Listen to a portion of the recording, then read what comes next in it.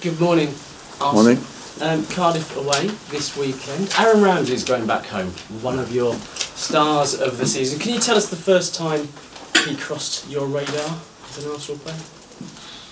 Well, I saw him on tape when he played with Cardiff, and first time I met him was in fact in Switzerland, when with his parents, when he had the choice to make, and I was in Switzerland at the European Championship. I met them there after he decided to come to join us, and the rest you know.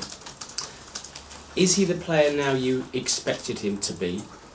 Yes, of course. I expect him to continue to improve. He's a young player, and of course there's a lot more to come from him. He has no limitations in his improvement, and he can be a complete midfielder, you know, efficient defensively, efficient offensively.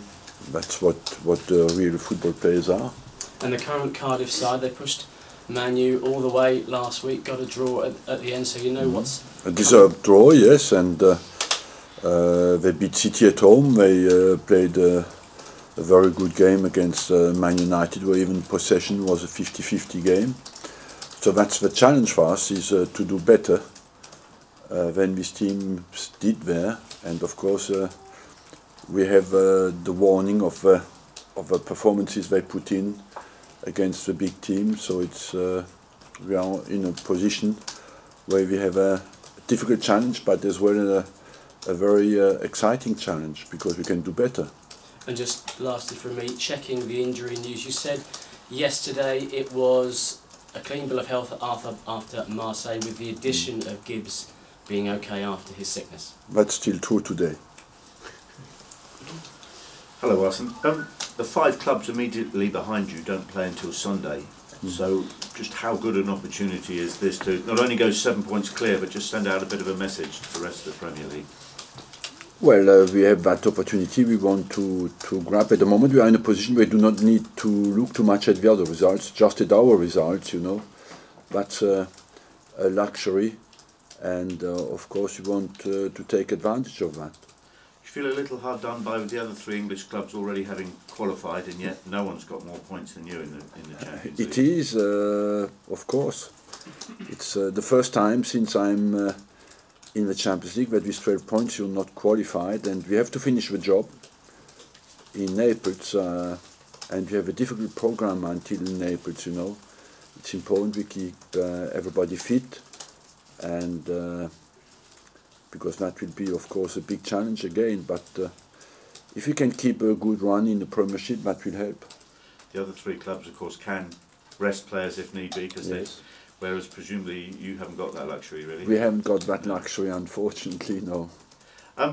We talked a bit after the game about Jack Wilshere's form, but I mean, when you reflect on his performance against Marseille, do you feel that the position he's playing slightly wider now is bringing some of the best football out of him in recent weeks and months? He does, when he finds, you know, it depends always on the collective performance, and because Jack is an intelligent player who finds little holes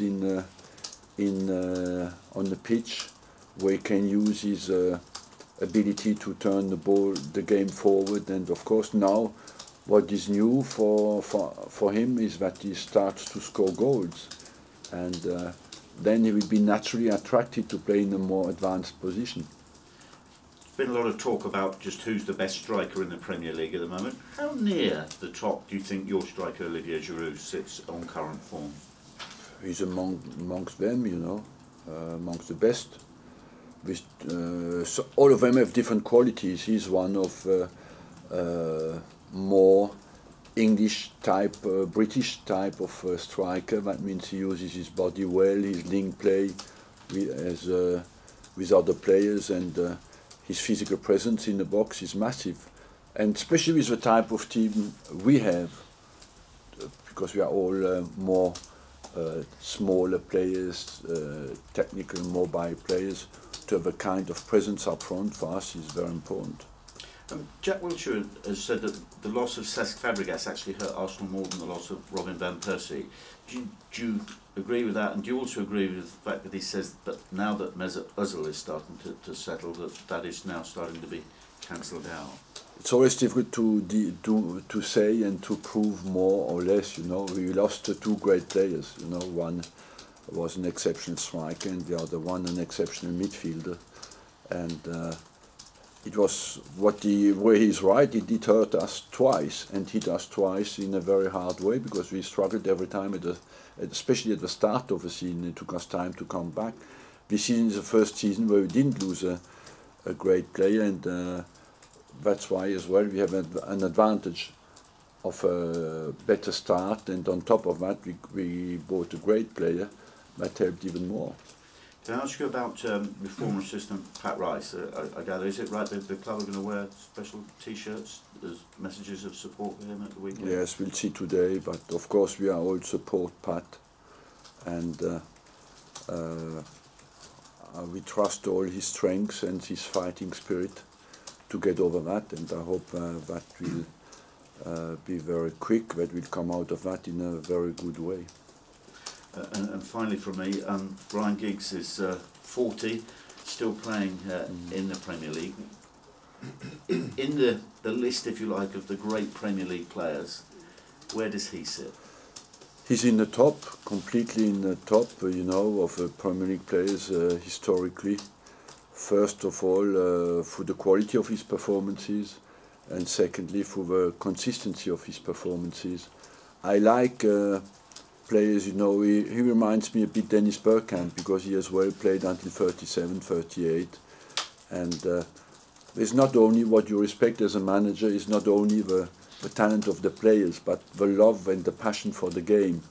And to be still in there, that shows an exceptional passion for the game, and you respect that a lot. And congratulations to him, because I've seen his game on Wednesday night. To deliver that at 40 is something special. Can he play on for another year or two, do you think? Yes, he doesn't look like at the moment, but quite amazingly, he was, as a young player, was a lot injured. Now he got older, he's not injured anymore. Maybe he's one like a good Bordeaux, he gets better when he gets older. Arsene, you talked about the great start you've had to the season, which hasn't been the same as in the previous years. Do you ever feel, does it worry that the wheels might come off the cart at some point? No, in our job, you know, you're always cautious, and because it's all fragile. But what is for sure is that what gives you guarantee is the attitude of the players. And the players at the moment keep a good focus. That is a good guarantee against failures. But we want, of course, to not only to keep the same level of urgency and hunger, but improve, because there's still room for improvement. What do you make of the job that Marky Mackay has done at Cardiff? Fantastic what he has done. And I watched their game on last Sunday against Man United. They played top. That's what has changed compared to 10 years ago. The teams who come up, that didn't happen 10 years ago. The teams come up from a championship, fight with the top teams in the Premier League on the possession front, you know. That shows you how much the game has improved in the lower divisions. And just one final point from me, match fixing has risen its head again this week. How concerned are you as a Premier League manager that that is still a problem, and can it ever be sorted out? Can it ever be eradicated completely? Can it be eradicated completely? I'm not sure. Is it a concern for me and for you who love the game? Certainly yes, because it's not only a concern for me, it's a shame that once you don't know anymore, is everybody genuine out there? That's something absolutely disastrous. So I think we have absolutely to fight against that with the strongest severity to get that out of the game. Maybe the lower divisions are a bit more under threat because it's more anonymous. The It's less money, so easier to buy people, but I don't think that in the Premier League that exists at all. Arsene, you mentioned a busy period coming up. I think it's 9 games between now and New Year's Day. Do you feel this squad is the best squad you've ever had to cope with a period like that?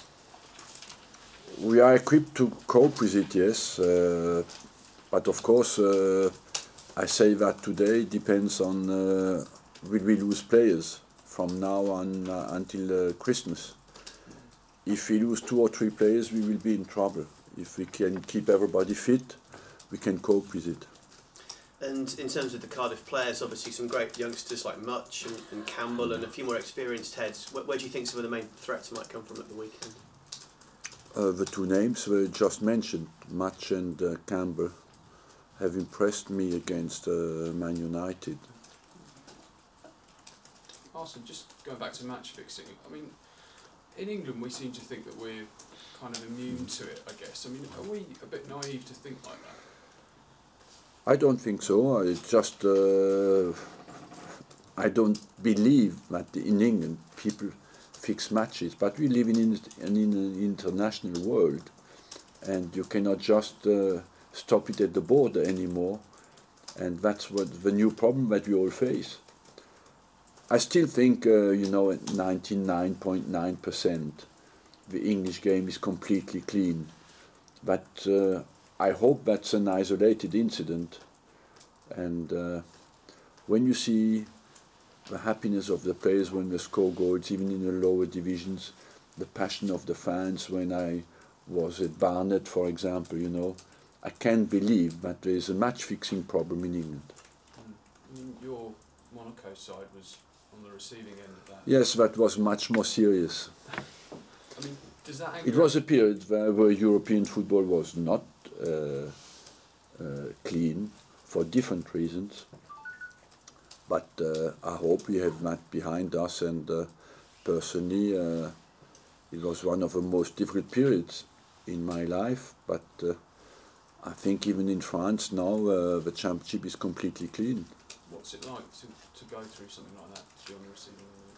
Look, you know what it is when you're in a job like mine, you worry about every detail, about who to pick for the next game, to prepare the next game, and when you go to the game and you know that all that is useless, it's of course a disaster.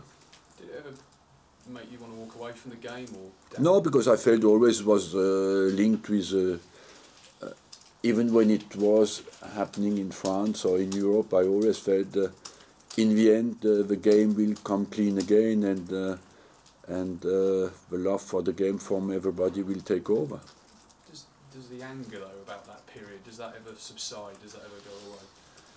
No, I believe most of the time when you're angry, it is with yourself, and in that case, you know, all the rest people are responsible for what they do. During all that period, I can look back and say, look, I behaved always like I wanted, and what other people did is their problem. Arsene, will you be signing your new contract before Christmas? Why do you treat that as a present, or what? I'm sure the Arsenal fans would like it. I'm sure the Arsenal supporters would think it. You know, I don't think I said that many times, that they don't need to question my commitment to this club. I just said, can just reiterate what I said at the start of the season. I want to feel that I do well, and focus on that. But you are doing. The team is doing very well. It just seems if a player was in this situation with, say, 6, 7 months left of his contract, you would be very keen. It's not exactly the same. I'm here for 17 years, you know, and I just want to make sure that I deliver to this club what the club is expecting. And I decided that at the start of the season, because we had a very difficult start, and I want to continue that and to do a good job and focus on that. My commitment is not a problem to this club. Do you feel that that any uncertainty would unsettle the work that you're trying to do, or is everyone involved just completely relaxed about the situation? I'm relaxed about the situation, you know. What is important is that the players have the support to focus on the target is to do well in every single game. Arsene, when you look at Cardiff's results this year, has it surprised you? Yes. What's made them so good then against the big teams? They look to have a good solidarity, you know, good togetherness, fantastic support as well, and they are all on the same wavelength in the team, and very efficient at home on set pieces especially. So it is, and even on Sunday when they were 2-1 down against Man United, many teams could have thought, okay, it's Man United, will not come back. You could had always the feeling that they don't give up, and you could feel that they will come back, you know. So they have that special attitude that and belief in the side that makes them dangerous.